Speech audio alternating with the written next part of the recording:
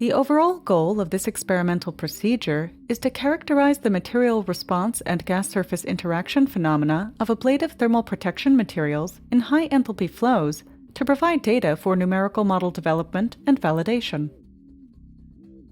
This method can help answer key questions in the field of thermal protection material ground testing, such as how the material decomposes and how the reactive boundary layer is affected. The main advantage of this technique is that we only apply optical methods, which give a wide spectrum of information and which can be relatively easily standardized for material analysis.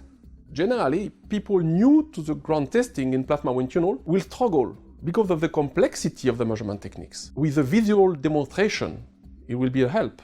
The implications of this technique are meant to be extended to many heat shield materials, such as ceramic composites and especially pyrolyzing carbon phenolics.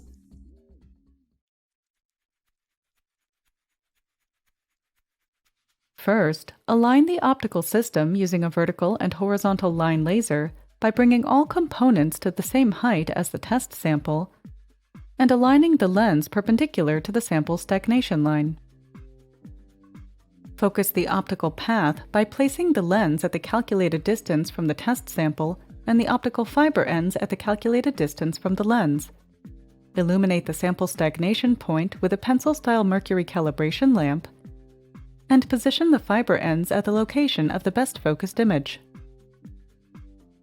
Once the lens fiber system is aligned, send a laser point through the spectrometer-sided fiber ends and observe the focused laser on the sample side with a white paper sheet to confirm correct position and focusing in front of the test sample.